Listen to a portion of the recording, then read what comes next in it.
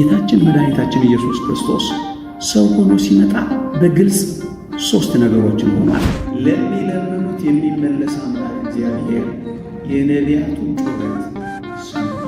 ብዙ ሊቃነ ካህናት ብዙ መሥዋዕት ቢሰውም ቅሉ ዘላለማዊ ስርየት መስጠት፣ ከሞት ፍርድ መታደግ፣ የተዘጋችውን ገነት መክፈል፣ የጎሰቆልን የሰው ባህሪ ማደስ ግን አልቻሉም። የበግ ደም የላም ደም ይፈስ ነበር፣ ግንስ ሰውን ማንጻት ግን አልቻሉም። ምክንያቱም የሞተው ሰው ነው፣ የሚሰዋው በግ ነው። ክንዱ የተባለ አንድያ ልጁ ውረድ፣ ተወለድ፣ ሞት፣ ተሰቀል ብሎ ላከው። ሰው ሲጠፋ አንድያ ልጁ ራሱ መጣ። ሰው መሆን ሲያቅተው እግዚአብሔር ሰው ሆነ። መልአክ አይደለም የመጣው፣ ደግሞስ አማላጅ አይደለም የመጣው። ማን የመጣው? ራሱ የመጣው። በአዲስ ተፈጥሮ ጌታችን መድኃኒታችን ኢየሱስ ክርስቶስ እኛን በአዲስ ተፈጥሮ ከፈጠርን በኋላ የሚጠብቀው እረፍት ነው እንጂ ሌላ ቁመትና ሌላ ሥራ የለበትም።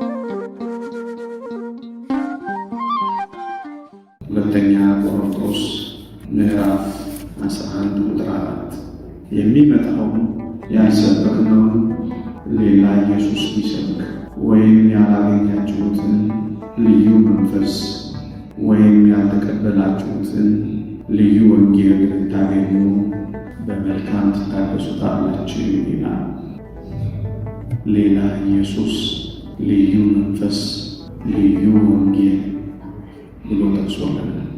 ከፍ ብላችሁ ስታነቡት በጥቂቱ ሞኝነቴ ብትታገሱኝ መልካም ይሆን ነበር፣ ቢሆንም በእርግጥ ታገሱኝ፣ በእግዚአብሔር ቅንዓት እቀናላችኋለሁና። እንደ ንጽሕት ድንግል እናንተ ለክርስቶስ ላቀርብ ለአንድ ወንድ አጭቻችኋለሁና። ነገር ግን እባብ በተንኰሉ ሔዋንን እንዳሳታት ሐሳባችሁ ተበላሽቶ ለክርስቶስ ከሚሆን ቅንነትና ንጽሕና ምናልባት እንዳይለወጥ ብዬ እፈራለሁ። ሆኖ ይጀምራል። ስለ መሰናክል ነው የሚያነሳው። ሰይጣን በተንኰሉ ሔዋንን እንዳሳታት እናንተም ለክርስቶስ ከሚሆን ንጽሕናና ቅንነት እንዳትለወጡ ብዬ እፈራለሁ ካለ በኋላ ያልሰበክነውን ሌላ ኢየሱስ፣ ያልተቀበላችሁትን ልዩ መንፈስ፣ ያላገኛችሁትን ልዩ ወንጌል ብሎ የሚያነሳው እዛ ሰው እግዚአብሔርን በደለ፣ ሰው ልዑልን አሳዘነ፣ ሰው ባህሪው ጎሰቆለ፣ ሰው ነፃ ፈቃዱ ደረዘዘ። ሰው እግዚአብሔርን ያህል ጌታ ገነትን ከአርቦታ ሰው አጣ። በሞተ ሥጋ ላይ ሞተ ነፍስ አገኘ። በመቃብር መውረድ ላይ ሲኦል መግባት ጣፈንታ ሆነ። ሰው ደካማና አቅም የሌለው ሆነ። የሚወደውን የሚፈቅደውን እንኳን መስራት እስከማይችል ድረስ አቅማጣ። ለዚህ ነው ቅዱስ ጳውሎስ ለዚህ ለሞት ከተሰጠ ሰውነት ማን ያድነኛል ብሎ ይጮኻል። ሰው ጎስቁሏል። በበደሉ ምክንያት ኃጢአት በባህሪ ውስጥ ዘልቆ ገባ። ከእግዚአብሔር ፊት ተባረረ። ሲኦል ቤቴ ዲያብሎስ አባት ያለ ሰው የደረሰበትን አወቀ።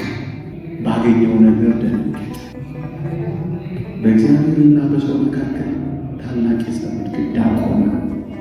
እግዚአብሔርን ፊቱን እንዳያይ ተሰወረበት። ትሞታለህ ብሎታል፣ ሞተ።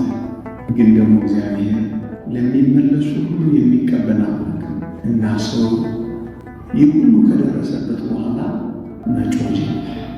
ማረኝ አለ። አስታውሱ ከሆነ እጅህን ላክ አድነኝ እያለ መጸለይ ጀመረ። ነቢያቱም ጮኹ፣ ሰማያትን ቀድደህ ምነው ብትወርድ ብለው አለቀሱ። ጽድቅ ሊሰሩ ከጽድቅ ፍሬ ማፍራት አልቻሉም።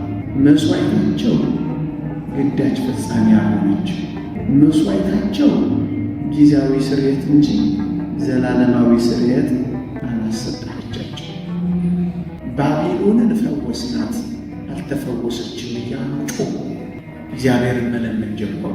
ለሚለምኑት የሚመለስ አምላክ እግዚአብሔር የነቢያቱን ጩኸት ሰማ። የሰውን ምሕረት መፈለግ አየ። እንደውም ሰው ጸሎት ብቻ አይደለም ያደረገው። ክርስቲያኖች አባቶቻችን በመቅደመ ወንጌል ላይ እንደሚያስተምሩ የስንዴ ዘለላ ከገነት ይዘውለት ወጥተው ደሙን አፍሶ ከስንዴው ለውሶ መሥዋዕት እስከ ማቅረብ ደረሰ። ሰው ለመዳን ምን ያህል እንደናፈቀ ተመልከቱ። ሰው እግዚአብሔር ይህንን ሁሉ ተመለከተ። እውነት ነው፣ እግዚአብሔር ፈራጅ ነው፣ ፈረደበት። ግን ደግሞ ለሚመለሱት አምላክ ነውና መመለሱን ደግሞ ተቀበለለት እና እግዚአብሔር ምን አደረገ? ትንቢተ ኢሳይያስ ምዕራፍ 59 ቁጥር 16 ላይ እግዚአብሔር አየ፣ ፍርድም ስለሌለ ተከፋ፣ ሰውም እንደሌለ አየ፣ ወደ እርሱ የሚማልድ እንደሌለ ተረዳ፣ ተደነቀ ይላል። ይውላችሁ እግዚአብሔር ምድርን ተመለከተ። የጸቡን ግድግዳ የሚያፈርሰው፣ የጎሰቆለውን የሰው ባህሪ የሚያድሰው፣ ሲኦልን የሚበዘብዛት፣ ገነትን የሚከፍታት ሰው ካለ ብሎ ፈለገ እግዚአብሔር። ሰውም እንደሌለ አየ ይላል። ምን የሚያደርግ ልብ በሉ። የጠቡን ግድግዳ አፍርሶ፣ የጎሰቆለውን ባህሪ አድሶ፣ የተዘጋውን ገነት ከፍቶ፣ የሞላውን ሲኦል በዝብዞ፣ እርቃኗን አስቀርቶ፣ በሰው ውስጥ የገባውን ኃጢአት ድል ነስቶ፣ ሞት ያገኘውን ሰው ሕይወት ሰጥቶ፣ ዘላለማዊ ስርየት አምጥቶ ሰውን ሰው የሚያደርገው ሰው ፈለገ። ሰው ግን ስላጣ ሰው የለም አለ ነቢዩ ኢሳይያስ። ልብ በሉ። ሰውም እንደሌለ አየ ነው የሚለው። በዚህ ምክንያት ምን አደረገ? አዘነ። በዚህ ምክንያት ምን አደረገ? ተከዘ። እንደው ምን ይላል? የሚያማልድም እንደሌለ አየ ይልላቸዋል። ነቢዩ ኢሳይያስ ምንድን ነው የሚለው? እንዴት ነው የሚያማልድ እንደሌለ ተረዳ፣ ተደነቀ፣ አየ የሚለው? ብዙ ሊቃነ ካህናት አልነበሩ እንዴ? አዎ ነበሩ። መሥዋዕት እየሰዉ ስርየት የሚያሰጡ ብዙ ሊቃነ ካህናትማ ነበሩ። እንዴት ነው ነቢያት አልነበሩም እንዴ? ትምህርት የሚያስተምሩ፣ ጸሎትን የሚጸልዩ፣ በእግዚአብሔር ፊት የሚቆም ነበሩ። አዎ ልክ ነው ነበሩ። እንዴ ጻድቃንስ አልነበሩ እንዴ? ነበሩ። እነ ኢዮብ ነበሩ፣ እነ አብርሃም ነበሩ፣ እነ ኤርምያስ ነበሩ፣ ደጋግ ሰዎች። ታዲያ እነዚህ ሁሉ የሚያማልድ እንደሌለ አየ ለምን ይላል ነቢዩ? አዎ አያችሁ፣ ብዙ ሊቃነ ካህናት ብዙ መሥዋዕት ቢሰውም ቅሉ ዘላለማዊ ስርየት መስጠት፣ ከሞት ፍርድ መታደግ፣ የተዘጋችውን ገነት መክፈት፣ የጎሰቆለውን የሰው ባህሪ ማደስ ግን አልቻለም። እንዴ ብዙ የመሥዋዕቶች ደም ይፈሳል ነበረ ወይ? ልክ ነው። የበግ ደም፣ የላም ደም፣ የጥጃ ደም፣ የፍየል ደም፣ የዋኖስ ደም፣ የጨረባ ደም ይፈስ ነበር። ግንስ ሰውን ማንጻት ግን አልቻሉም። ምክንያቱም የሞተው ሰው ነው፣ የሚሰዋው በግ ነው። አልቻሉም። ነቢያትስ? ነቢያትማ ጽድቃችን እንደ መርገም ጨርቅ ነው አሉ። ትምህርት አስተማሩ፣ ነገሥታትን ገሰጹ፣ ጸሎትን አደረጉ፣ ከጊዜያዊ መቅሰፍት ታደጉ እንጂማ በእግዚአብሔርና በሰው መካከል የነበረውን የጠብ ግድግዳ ማፍረስ፣ በሞት ፍርድ የተፈረደለትን ዘላለማዊ ፍርድ ማንሳት ግን አይቻልም። ሲኦልን በዝብዘው ገነትን ከፍተው ሕይወት መስጠት ግን አልቻሉ። የተፈረደለትን የሞት ፍርድ ግን ማንሳት አልቻሉ። የጎሰቆለውን የሰው ባህሪ ግን ማደስ አልቻሉ። ሕሊናው ውስጥ የገባውን ኃጢአት ግን ማንጻት አልቻሉ። ለዚህ ነው የሚያማልድ እንደሌለ አየሁ ያለው። ታዲያ ምን ያድርግ እግዚአብሔር? ሰው ከሌለ ያለው ምርጫ አንድ ነው። ይቀጥላል ንባቡ። እግዚአብሔርም አየ፣ ፍርድም ስለሌለ ተከፋ፣ ሰውም እንደሌለ አየ፣ አዘነ ካለ በኋላ ምን ይላል መሰላችሁ? የሚያማልድ እንደሌለ አየ ካለ በኋላ ክንዱን ሰደደው፣ ጽድቁን አገዘው ይላል። የራቀውን የሚያቀርብበት፣ የቀረበውን ዲያብሎስ የሚያርቅበት ክንዱ የተባለ አንድያ ልጁን ውረድ፣ ተወለድ፣ ሞት፣ ተሰቀል ብሎ ላከው። ምን ስለሌለ? ሰው ስለሌለ። ንጉሥ ወታደር ሲያንስበት፣ ንጉሥ ወታደር ሲያጣ ልብሰ መንግሥቱን አውልቆ የተራ ወታደር ልብስ ለብሶ ይዋጋል አይዋጋም? ይዋጋል። ሰው ሲጠፋ አንድያ ልጁ ራሱ መጣ። ሰው መሆን ሲያቅተው እግዚአብሔር ሰው ሆነ። ሰው የእግዚአብሔር ልጅ መባለን ሲያጣ እግዚአብሔር የሰው ልጅ ተባለ።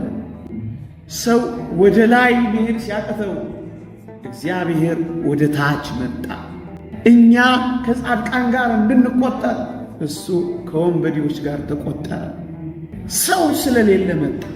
ክንዱን ሰደደው፣ ጽድቁም አገዘው የሚለው ራሱ ስለመጣ ነው። ክርስቲያኖች፣ ለመሆኑ የመጣው ማን ነው? ትንቢተ ኢሳይያስ ምዕራፍ 63 እንዲህ ይላል፣ መልአክ አይደለም፣ አማላጅ አይደለም፣ እርሱ ራሱ መጥቶ ያድናቸዋል እንጂ። መልአክ አይደለም የመጣው፣ ደግሞስ አማላጅ አይደለም የመጣው። ማን የመጣው? ራሱ የመጣው፣ ራሱ እግዚአብሔር የመጣው። የላይኛው ፍርድ ቤት የፈረደውን ፍርድ የስር ፍርድ ቤት ይሽራል። እግዚአብሔር ትሞታለህ ያለውን ፍርድ ብቻ ሊያነሳለት የሚችል ራሱ እግዚአብሔር ብቻ። ለዚህ እኮ ነው የመጣው። ምን አይደለም እግዚአብሔር የፈረደውን መላእክት ማንሳት አልቻሉም። ስለዚህ ራሱ መጣ፣ በመልአክ አይደለም የሚለን ለዚህ ነው። አማላጅ አይደለም የመጣው። አማላጆች ነበሩ፣ ግን ምን ማድረግ አልቻሉም አማላጆች። ስለዚህ ማን መጣ? ሰው ስለጠፋ ራሱ እግዚአብሔር መጣ። አማላጅ አይደለም የመጣው።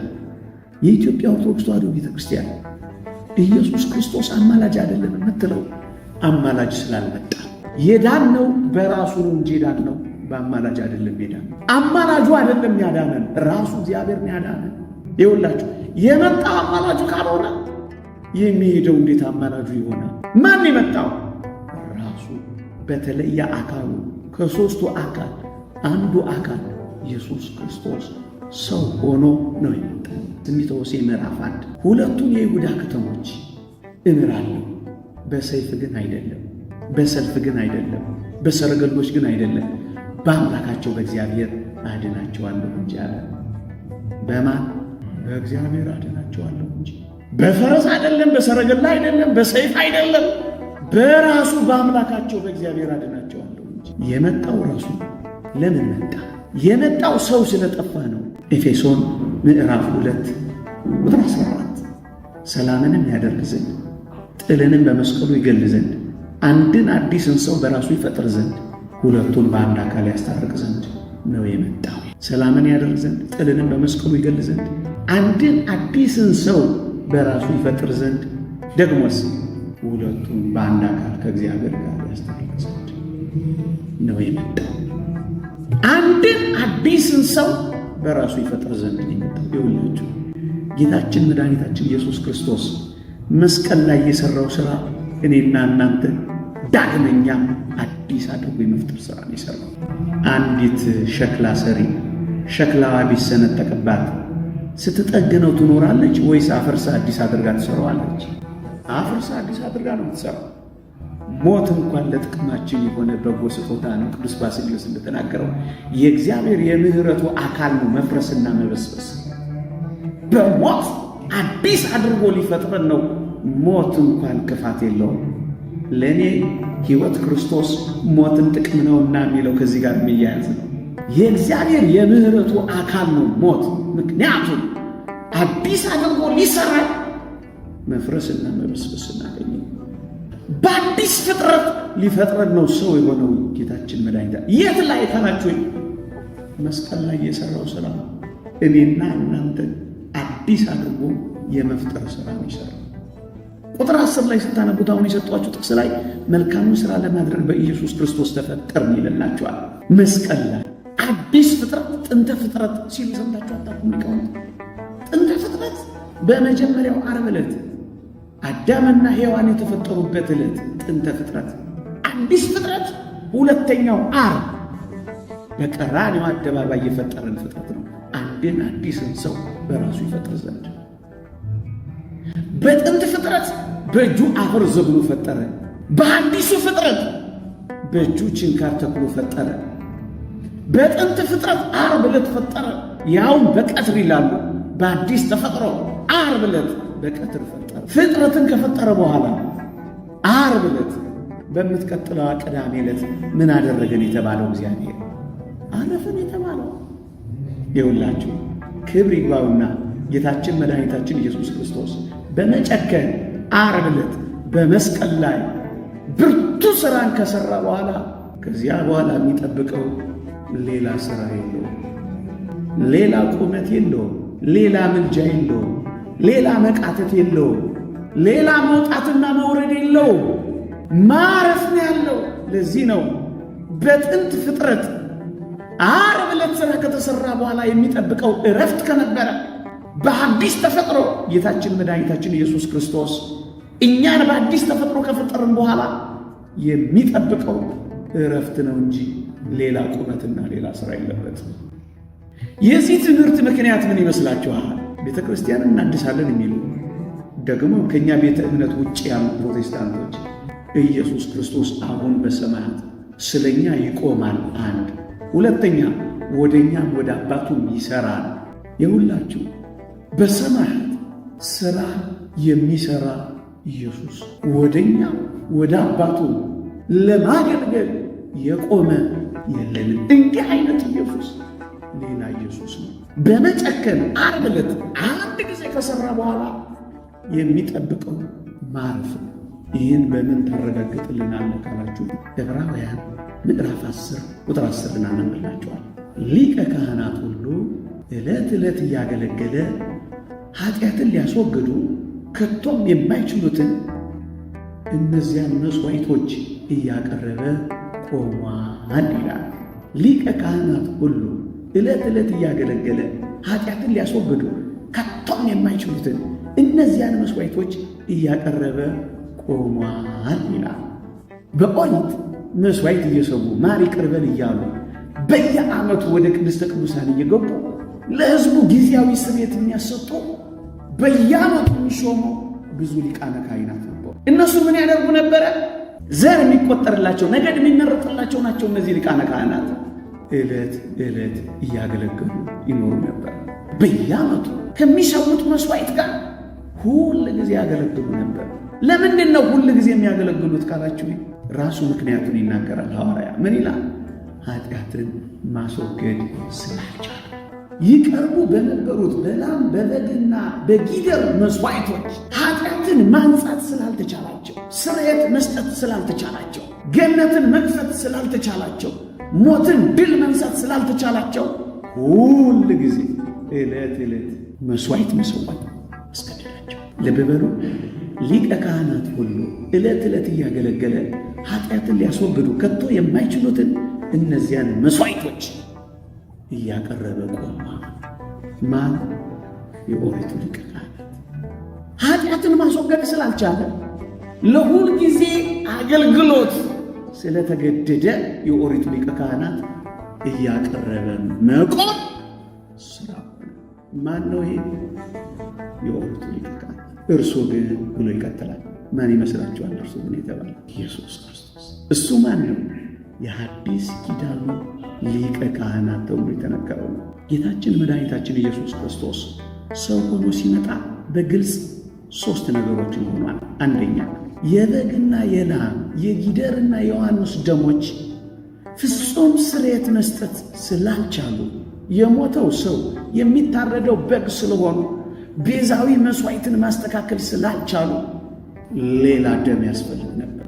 ደም ሳይፈስ ስርየት የለም የምትልናት ኦሪት የመጀመሪያው በደም ስለተመረቀ አሁን ፍጹም ስርየት የሚሰጠው አዲስ ኪዳንም መሥዋዕት ያስፈልገዋል። ስለዚህ የዓለምን ኃጢአት የሚያስተሰርይ የእግዚአብሔር በግ እነሆ ብሎ ጮኸለት መጥምቀ መለኮት ቅዱስ ዮሐንስ።